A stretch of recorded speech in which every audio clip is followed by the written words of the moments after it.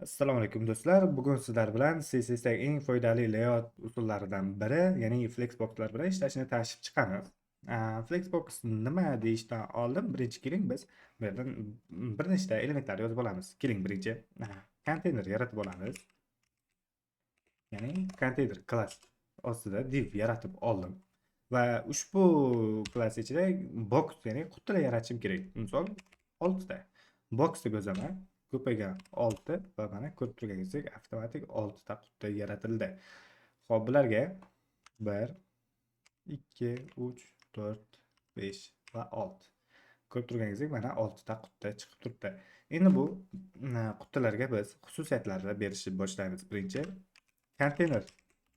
konteynerimizni ajratib olishimiz kerak.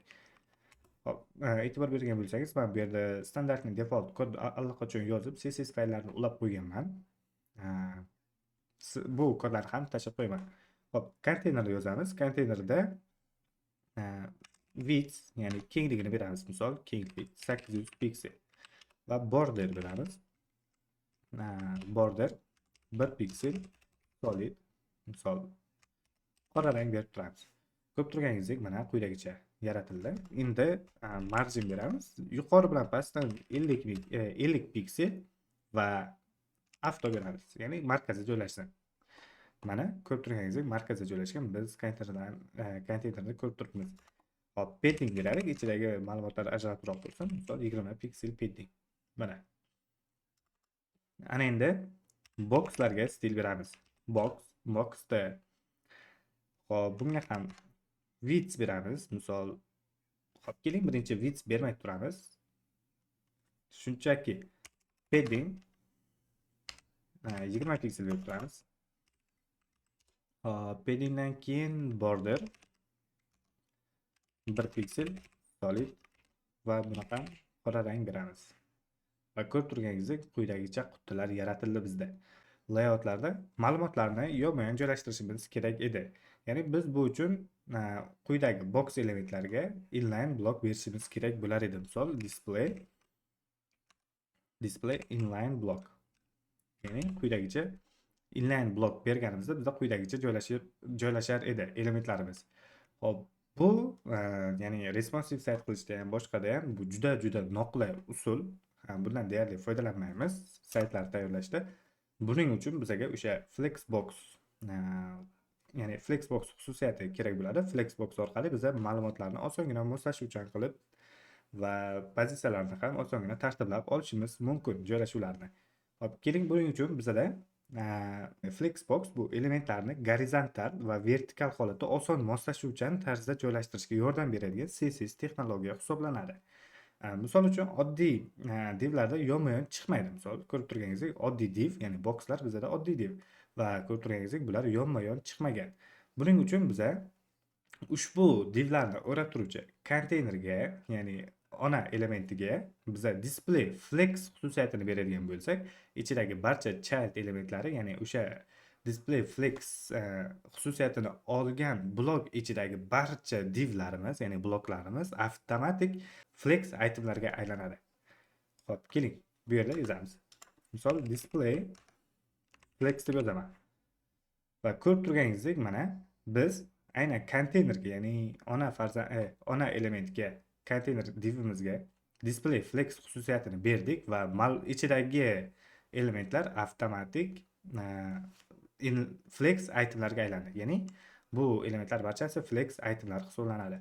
Endi biz xuddi shu flex itemlar o'zimiz xohlagan tarzda tartiblashimiz, joylashtirib, formatlarni o'zgartirib borishimiz mumkin bo'ladi. Va ko'rib turganingizdek biz bu yerda har bittasiga alohida inline blok berib turganimiz yo'q. Avtomatik flex itemga aylanib bormoqda boxlarimiz.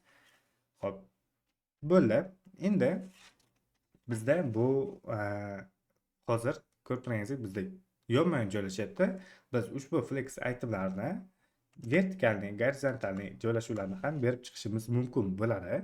Bunda bizda flex direction xususiyati kerak bo'ladi. Ya'ni flex direction orqali, ya'ni flexda asosiy o'q, ya'ni nima desam, flexda asosiy o'q main axis degan narsa bor. Ya'ni main axis bo'yicha bizda flex directionda bu yonma-yon joylashmoqda. Ya'ni bu row deyiladi odatda. Ya'ni nima desam, gorizontalniy holatda joylashgan barcha itemlar, ya'ni rowlar hisoblanadi.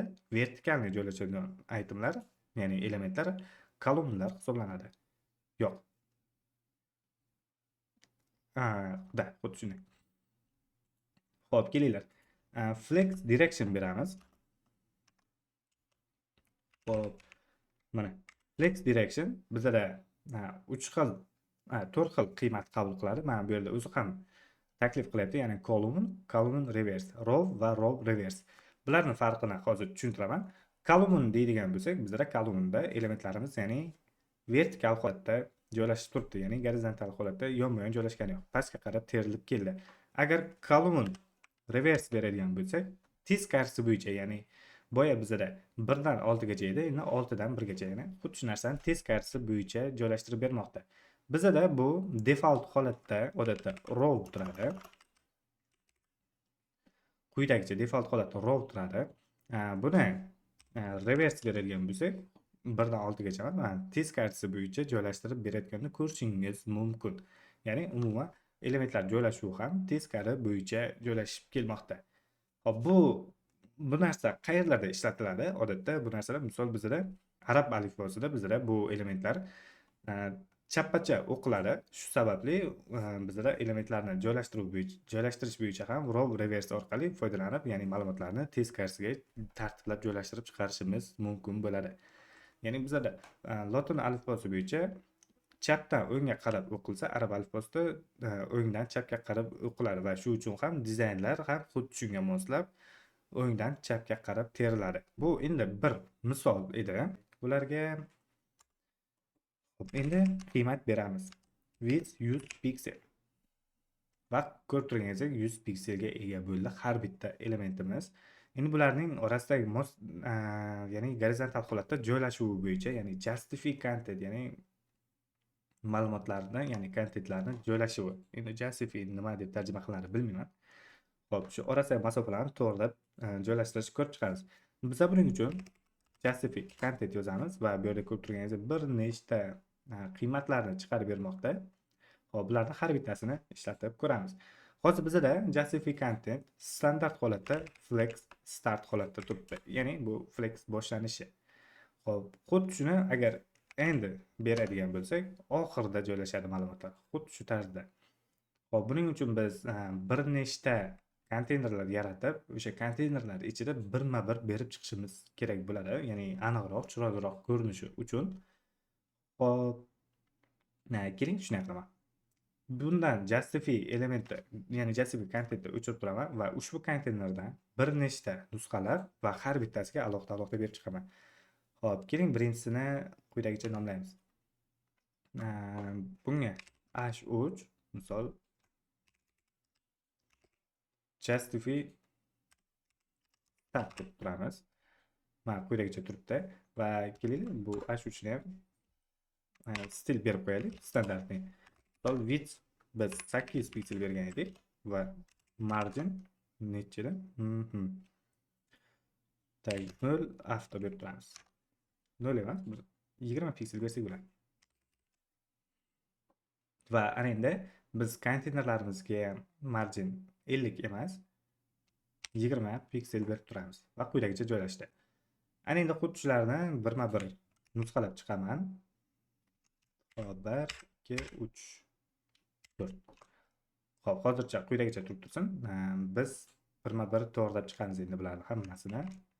Xo'p, justify start end beramiz va ana endi ushbu divimizga biz inline style beramiz, ya'ni style justify content hop flex end. Mana uzr, men bularning barchasini justify deyapman. Flex start bu flex end va xuddi shu tarzda, ya'ni flex start holatda quyidagicha joylashadi, flex end bo'lsa quyidagicha joylashadi elementlar va to'xtanglar, ortiqchasini o'chirib turaman. Bo'ldi. Xuddi shundan yana bitta nusxalayman. Flex end emas, endi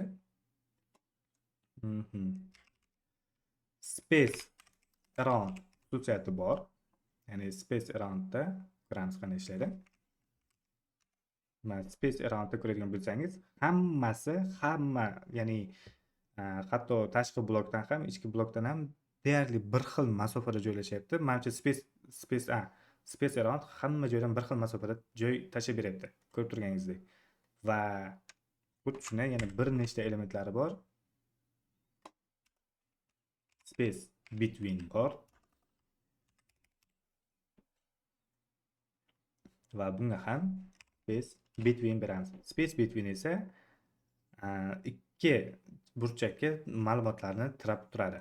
Xo'p, buni qanday bilishimiz mumkin? Padding bor, padding berganmiz. Paddingni o'chirtirsak, quyidagicha joylashmoqda, ko'rib turganingizdek. Xo'p, paddingni o'chirmaymiz. 20 piksel beramiz. Bu yerda bizda 20 piksel masofa borligi uchun bizda shunaqa tiqilib turibdi. Xo'p, ikki chetdagi paddingni 0 qilamiz mana.